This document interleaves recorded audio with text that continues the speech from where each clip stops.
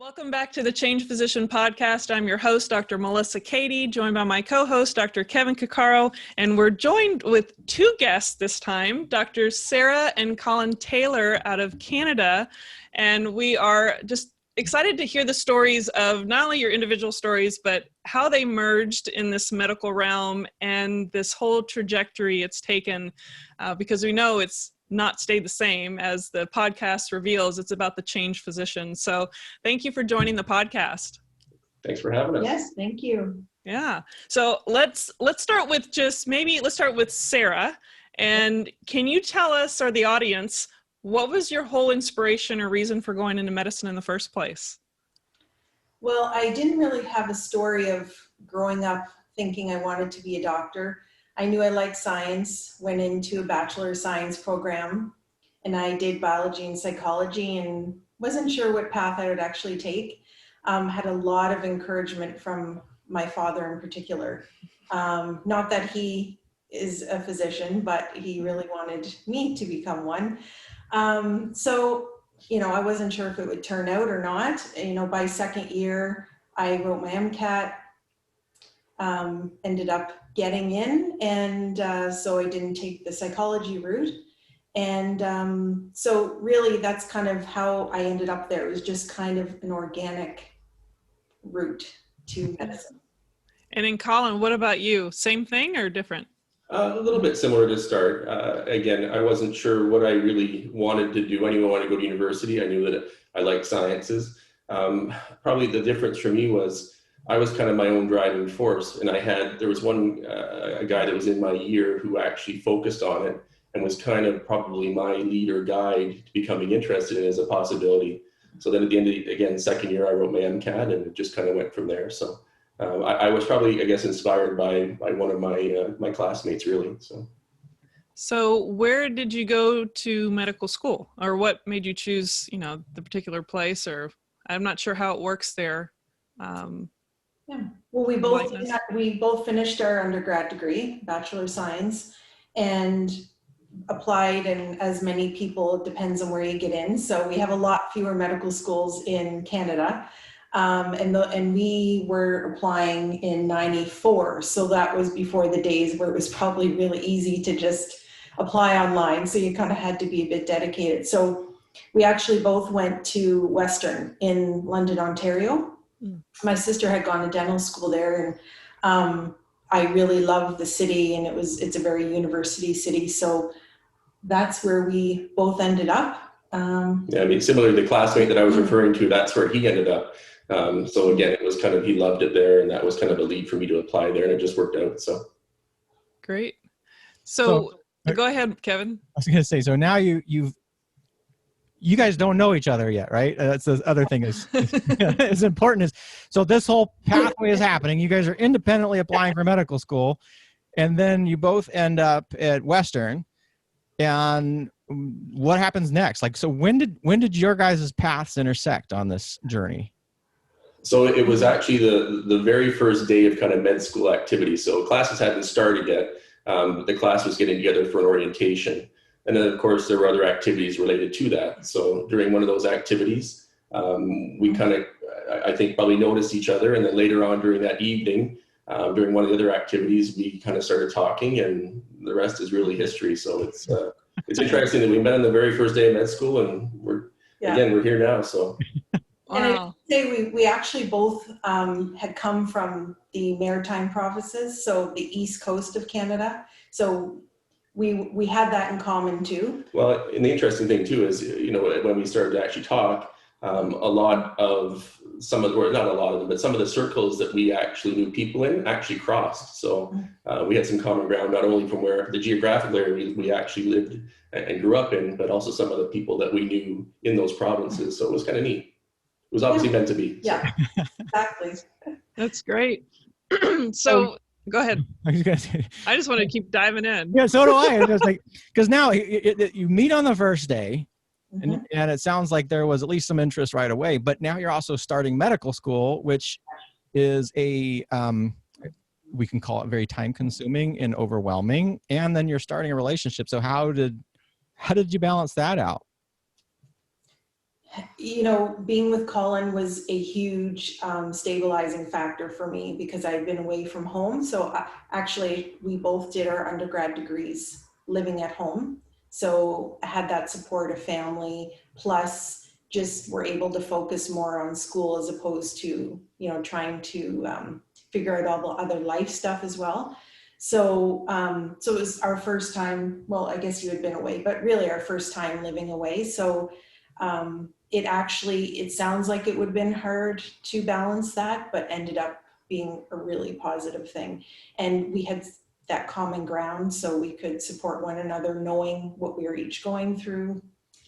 So we actually got married after second year too. So even though we did things a little unconventionally because we were still on the young side too. A lot of our classmates at that time were not getting married, and it's obviously worked out. It really worked out well that we spent so much time together. I mean, we literally, from 8 o'clock in the morning till, we'd often study together after supper, and then I would go back to the place that I live. So we literally spent, every day together for a significant chunk of the day, and it just really, it worked for us. I know it doesn't work for all, but it certainly worked for us. So it wasn't without its challenge. It kind of makes sense though, because, and we talked about this with some other guests at times, is because medical school can be so all encompassing.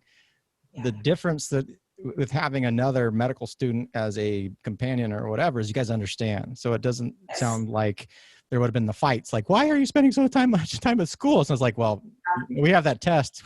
We better study for it. So I think it's fascinating. And then clerkship too, right? So there's that understanding there, whereas, otherwise it may be difficult to understand why they're gone so frequently. Mm-hmm.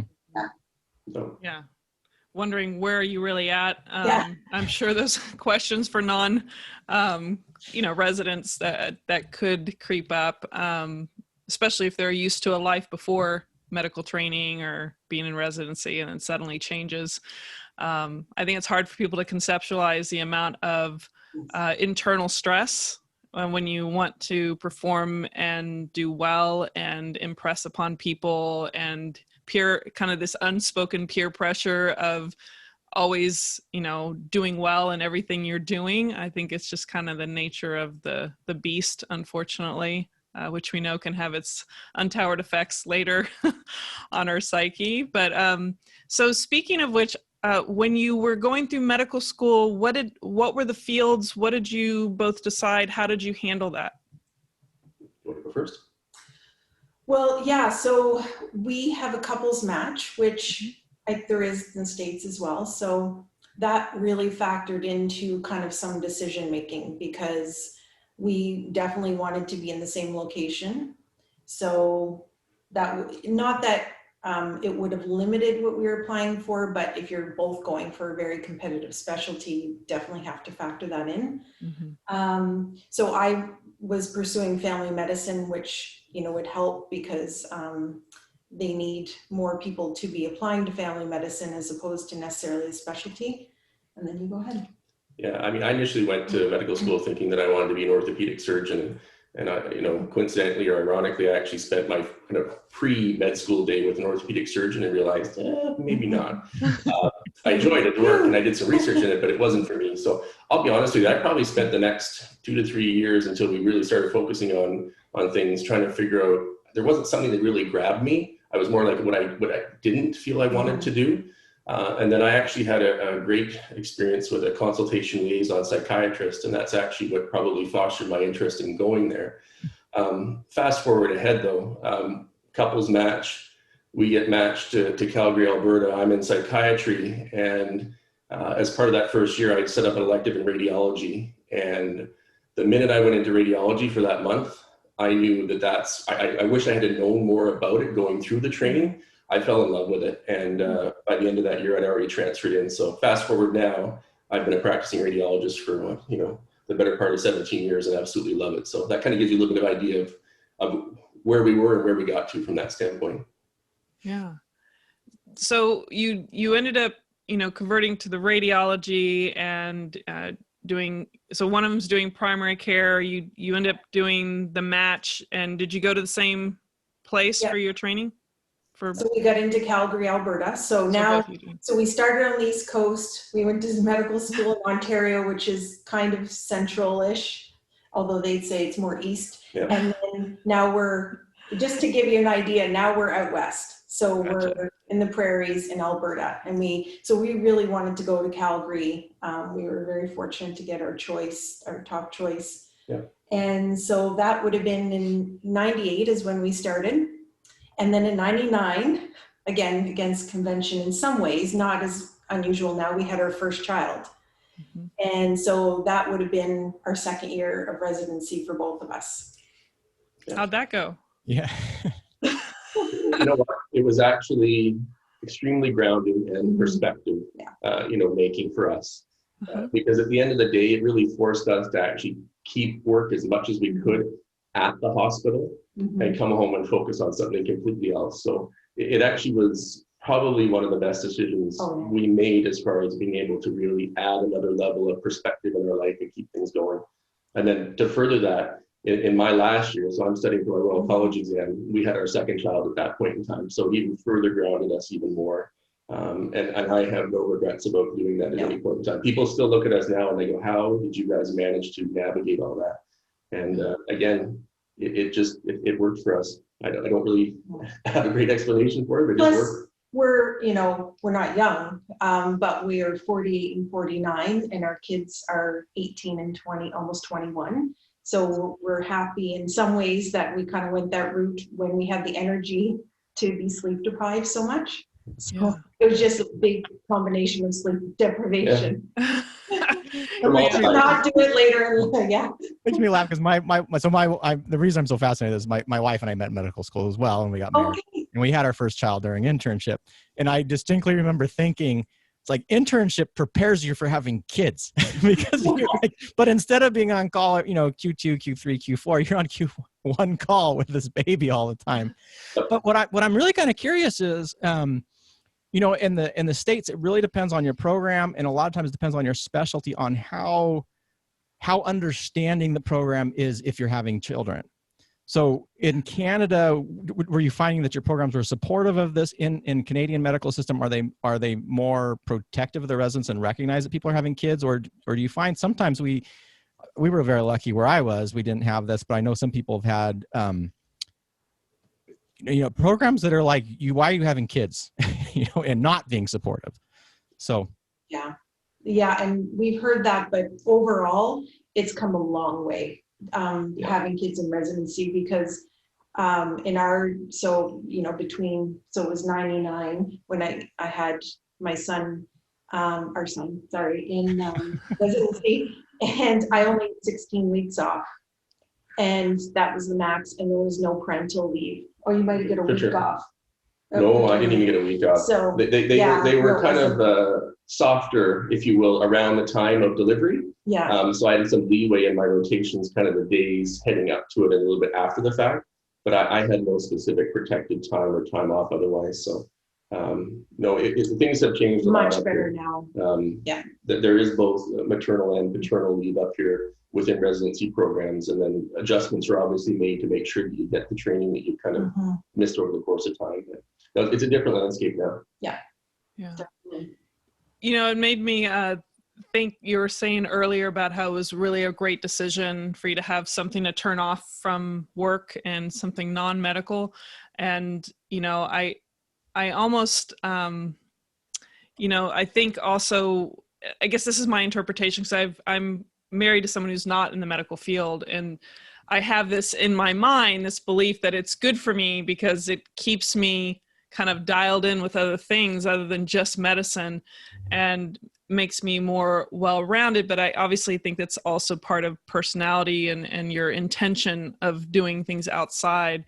But I almost would think that, with two physicians, did you find that it was hard to turn off the medical mind? I mean, aside from children giving you another attention, I'm just curious, from two physicians, does it seem like it's hard to talk about other interests, or did you find, I'm just curious, did you always talk medicine all the time and that's most of your discussion, or what? No, you know what? We actually, if you look over the course of our time, it's been lengthy. we don't tend to talk about medicine a lot, really. Mm. We, really, when we're done, there might be that kind of quick, well, how was your day? Anything interesting? Kind of the usual small talk. But no, we purposely, or maybe not even purposely, just organically maybe happened that way, that we automatically started focusing on other things. That's good. I think that's probably where having kids in our training just allowed us to kind of springboard into practice and keep that same type of separation and perspective. So we kind of got on the ground running there. I mean, there's obviously been ups and downs with the practice and things that have taken up time, and we have consumed ourselves a little bit more, but overall we've been able to keep pretty grounded, I think, over the course of time. So it's like sorry. No, go ahead. It's like any couple, probably, when you do have kids and you have family and life, you end up talking a lot about that. Yeah. And I think talking about medicine was more talking about work, what you would do with a spouse, right? It's more about the work environment. Yeah. So you're progressing here. You're done. You're doing your training. You're having kids. You move out into the early practice world, and how did that go? Was there any conflicts around it, or is Canadian medical system? Some of us in the United States are like, oh, if we only could practice in Canada, and other people are saying, oh, we can't practice in Canada. And more specifically, I would say is the burnout issue in the United States is pretty profound. However, having talked to other physicians in other countries, it seems like burnout is pretty universal, and everybody's doing this stuff. If I only can get to the United States, that's the land of bread and honey. If I can only get to Canada, that's the land where I'll have a work day that won't consume me. So what were your experiences with early practice, and can you tell the listeners, particularly those who are maybe in the United States or in a different country, what is it really like to practice medicine in Canada? The grass isn't necessarily greener, is kind of what you're getting at, right? Yeah. So you can Want me to start? Yeah. So we actually went back to the Maritimes after Calgary. So we were back in Prince Edward Island specifically. I had agreed to go back kind of on a contract to, service type of thing for a period of time. And as far as things went, I went into a practice that was understaffed, and we had a whole bunch of problems from, basically that shortage that really bled into the 5 years that we were there.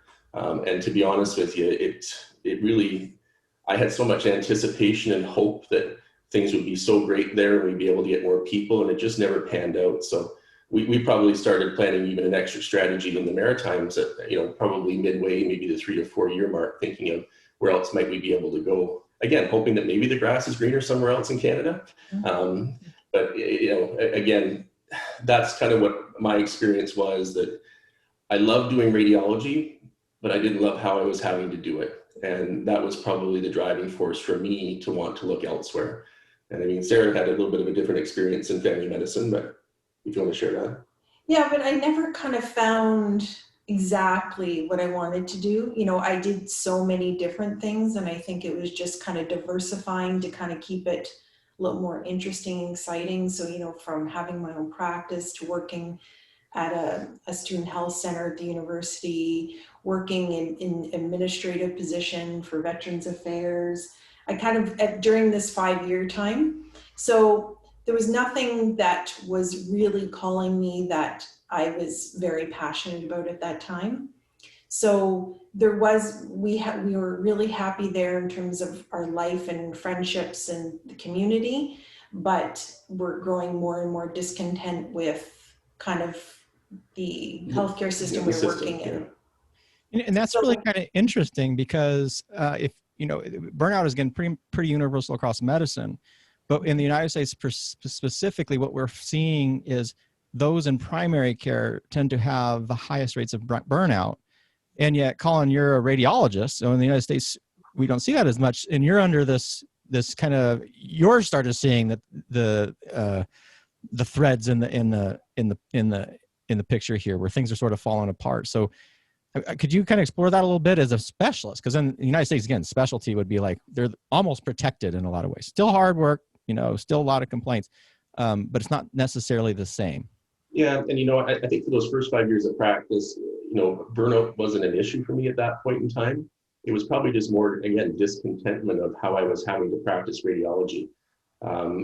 Being that chronically short-staffed, The days were a little bit longer. There's probably a bit more volume of work, but I didn't really feel overwhelmed to the sense of the point where I was feeling burnt out. I just knew that long term, that wasn't kind of the practice that I envisioned for myself.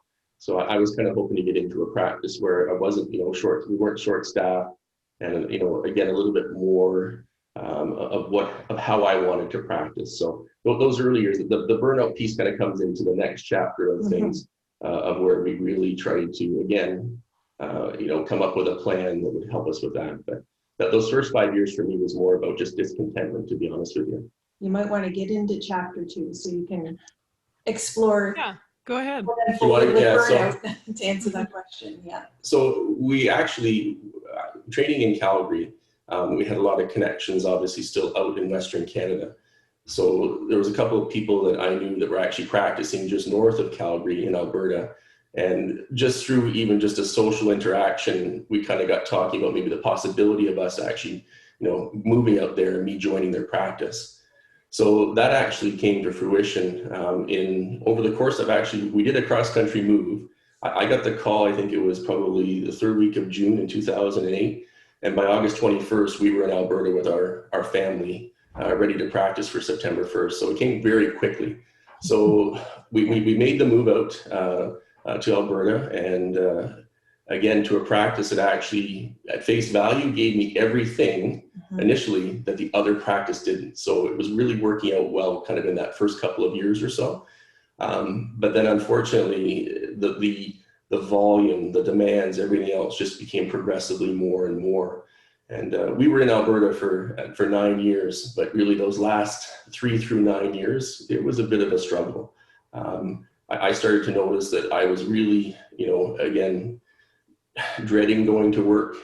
Wasn't sure, had really no control or flexibility over my day. And that's when I think we started to piece things together that I was probably starting to burn out at that point in time. So, and that's too where Sara, she was pursuing some interest in physician wellness, kind of as an adjunct to what, she was doing from a clinical standpoint. And that helped kind of put the pieces together. So, yeah, because you would initially think radiology doesn't seem like a profession that would have burnout, kind of to your point, but the way he was working, he had no control over the volume of work he had to do in a day, how he had to do it, where he did it even, what modality it was. So the lack of control was definitely there. Definitely, there was not a lot of autonomy, and there was no flexibility. So if he was working, guaranteed I had to be flexible in terms of the family outside of that.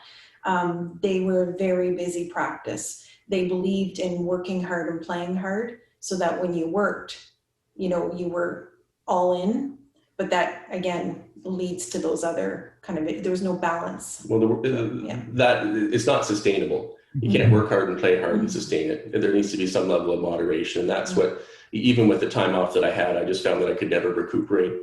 I go back, I could be off for a couple of weeks, say in the summer, I go back, and after the first day, it was almost like, did I even have any vacation? I almost feel like I was back to square one. So, yeah, it's interesting because that lack of autonomy is another thing that we kind of see across pictures when it comes to physician practice. Anyway, is you just feel like a cog, like no control.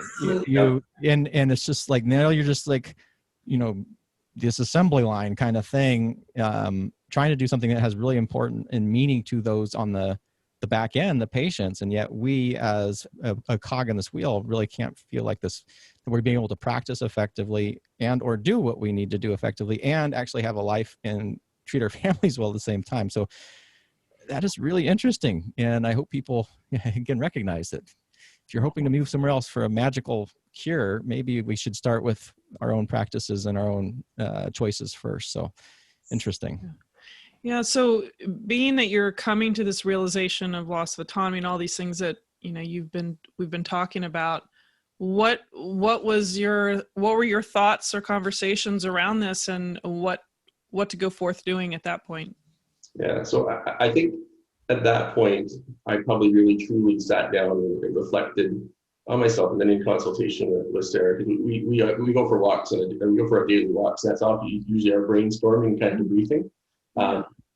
but at the end of the day, I wanted to hopefully come up with a path that would give me the autonomy, the control, and the flexibility that I felt I had lost very quickly in that practice. So probably to get to where we are here in Victoria, just to give you an idea, in Vancouver Island, it was a 4-year plan, just given everything, our jobs, our kids' schooling, everything. So, we're looking back, we got here in 2017. So in 2013, this is when we started doing our master plan. And we started looking at places that, one, we'd like to live, but two, where I might be able to actually get a job that would give me those three things. So those ended up being the pillars or the cornerstones of what I wanted for myself to try and find. So that's what we started doing, was basically coming up with a roadmap of how we could actually plan this and execute it. And we fortunately were able to. I actually transitioned in that last year of practice in Alberta. I started working as a teleradiologist to see if it was something that was actually feasible to bridge that gap and maybe pick up long-term as a transition. And shortly after starting it, I realized that I think this actually would really work well for me all over across the board. And it's given me all three of those things that I felt that I lost. And I can't thank the stars enough that it actually has worked out this way. I've always loved doing radiology in both those places. It was how I had to do it. And now it's back to the point where I actually love how I'm doing it right now. So it's made a huge difference. Back that joy in medicine to me that I knew was there, but was kind of tarnished for a bit. So that's kind of where I am now. And Sara, what kind of felt like the transition for you, and then how did you all merge that in what you're doing now? Well, and I just want to say too, like we always say, it's, not everything is straightforward, and you have to give something to take something. So certainly moving and making that transition, we were giving away a security too of being of him being a partner, a big difference in income. So it came, but we had to look at what was most important, and health, personal health, and emotional well-being, and all those things end up being top, and the family. So for me, I really enjoyed what I was doing. I was kind of more doing sexual health, and I was doing some physician health stuff too, but it wasn't like what I was doing was going to kind of sustain us anyway. So when we moved, I decided it was time for me to really not just do something because this is the way you do things if you're a family doctor, and just kind of really trying to, what we say is design our own life.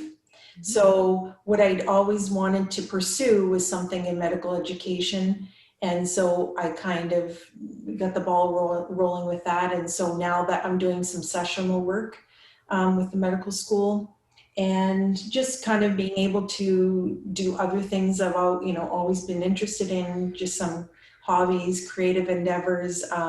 We still try to do, some work, just some advocacy, if you will, on social media. Initially, we had a website, and we were kind of doing more, but we're just trying to figure out what would work best, what we have the energy for, the passion for. So yeah, we just feel like we can do more of the things that maybe just we really do want to do, because sometimes I think you end up down a path of not really thinking about it and just not being intentional. And we're just trying to really be intentional about what we do and how we live our life. Yeah, I think that's part of what we did, was we tried to leverage our MDs into maybe an unconventional path that actually got us where we wanted to be. And that's the part where, it's not impossible. It can be done.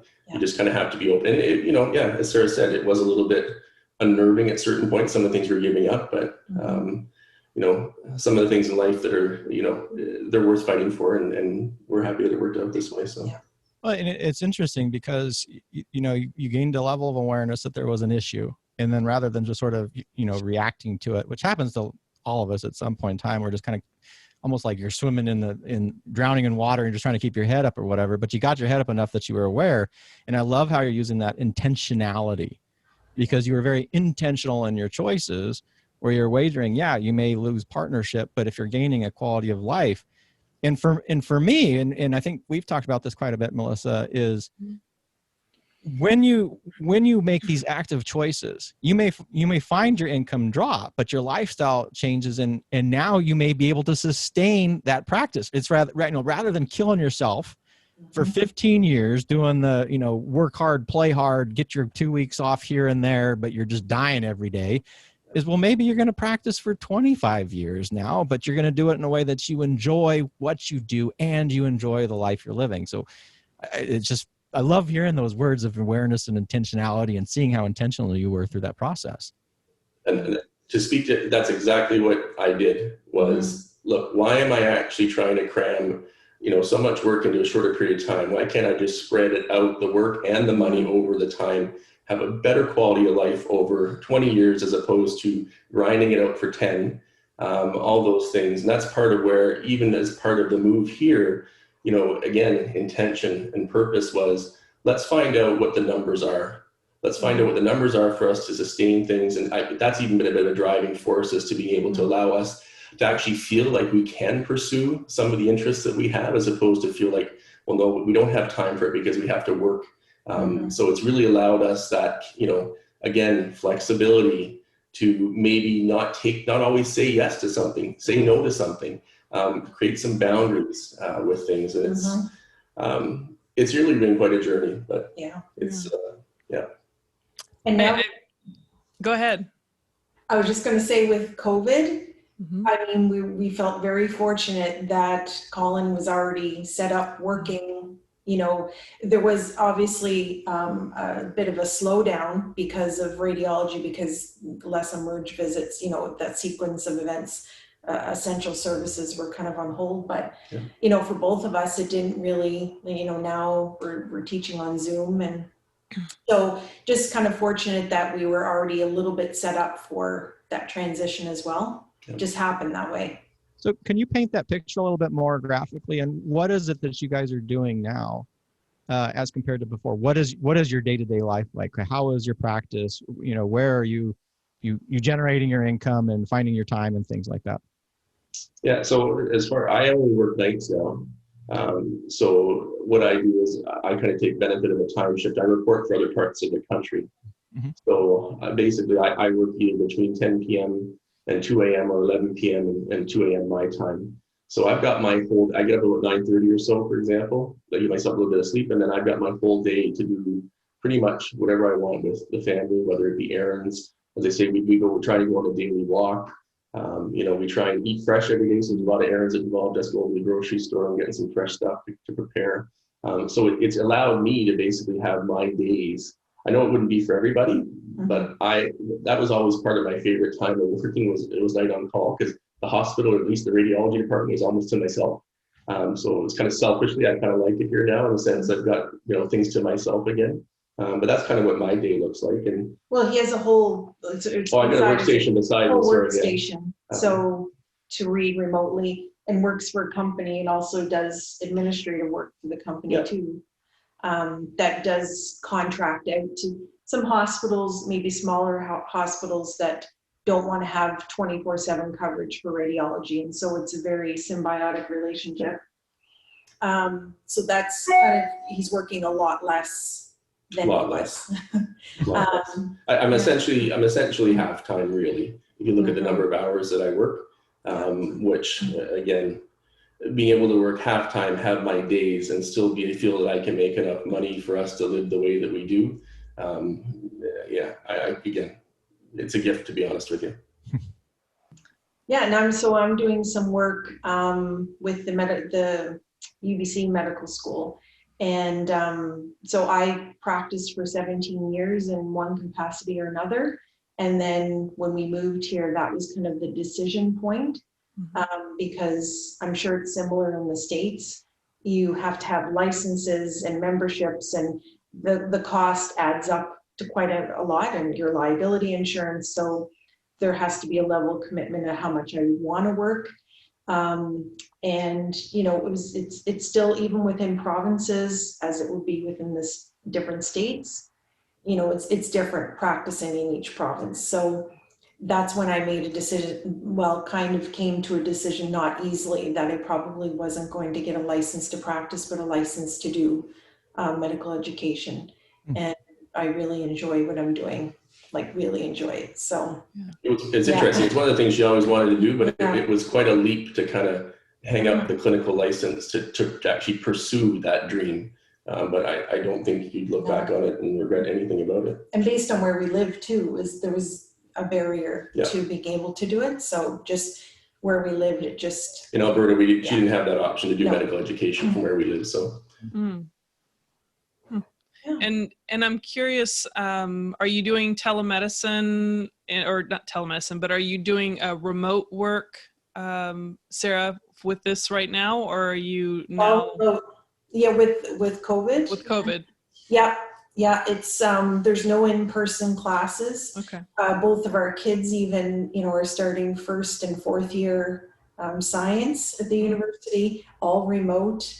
Okay. So everything is remote. So I'm doing small group work, and it's all remote right now. So we'll see where that all goes. Yeah, you're both remote right now. Yeah, we're the whole family. So it's interesting to see how it goes, because everyone likes to kind of get out and do their own thing too. So it's a challenge. Everyone's experiencing a challenge in this time, but sure.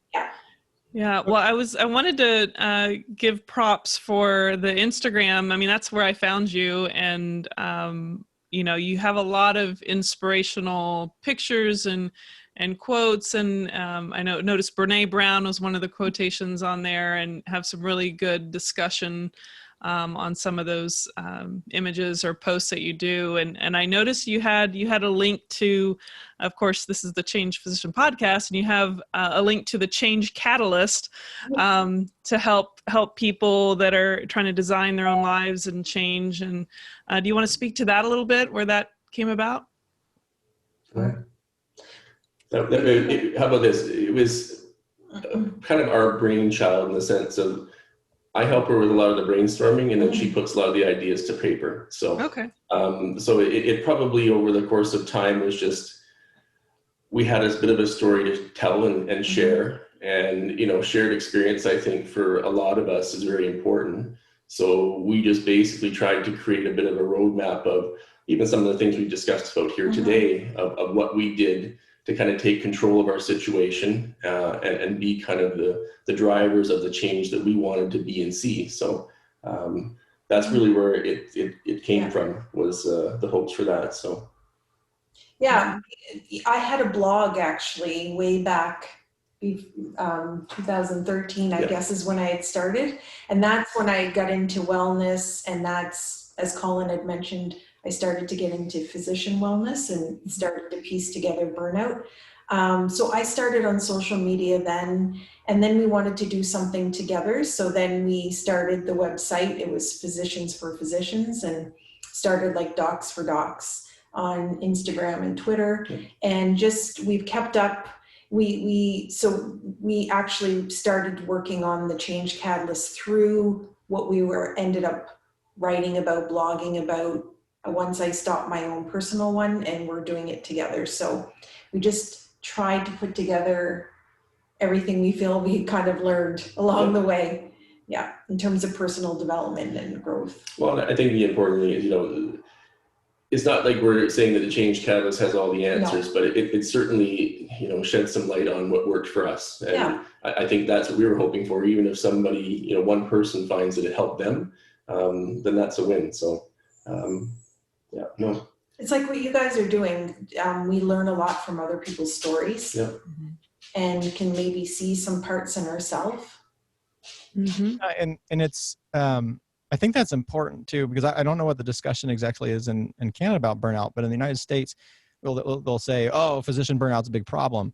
But when you look at these healthcare systems and entities, their response to that is it's like, go do yoga.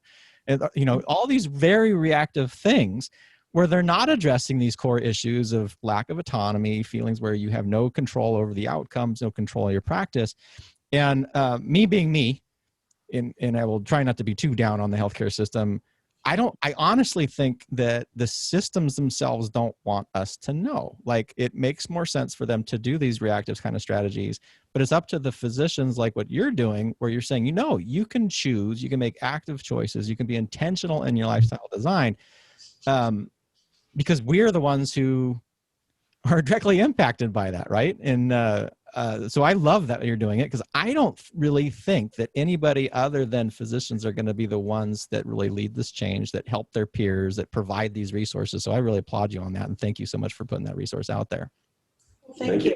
Yeah. Yeah, and I know you have done, at least it seems like there's been some things you've made offerings or retreats or some. Is there anything that's going on right now, or anything you want to put attention to, or is that kind of not an active area right now? It's not an active area right now. We kind of, over the course of the last year or so, we've kind of decided to, focus again, what is our intention and purpose and direction with things. And I think at that point, when we realized that, transitioning into keeping those things going, I mean, obviously COVID's coming, and it would have probably thrown a wrench into a lot of those things anyway, the in-person stuff. We just felt that maybe stepping back and being more of the advocacy side of things, and kind of just sharing our story bit by bit through some of our social media stuff is what we wanted to do at this point in time. Is it not, is it something that we might get back to at some point in time? We may, but at this point, that's the part, I guess, we never sit here and just accept the status quo. So there's a lot of ebb and flow in what we do. And right now we've chosen to kind of focus on the advocacy through social media. So. And if anyone ever contacts us, like, we're always happy to speak with anyone that's happened to. Just, we're not doing or any of our work, or never have, in physician wellness as a money generator. It's just a true interest in what we've gone through and our experience, in knowing how significant it can be, and it can impact a family, someone's personal health, that we just want to be there if we can in any way. Support, right? Yeah, exactly. We've always said that we're always here to help support people. So if we're able to talk to somebody about things and shed some light, or some, ways that they can handle it, we're here for them. So. Yeah. Well, I just love the team approach that both of you have with this. And I think it gives people hope. And even if you're dropping a little bit of knowledge here and there, it is a contribution, and it can be magnified on social media. You never know how that can impact people. But what I love is that you're open to change, and you're open to facing whatever discomforts are right in front of your face, and willing to discuss them. And you've evidently had a really good communication, from what I can tell, between the two of you.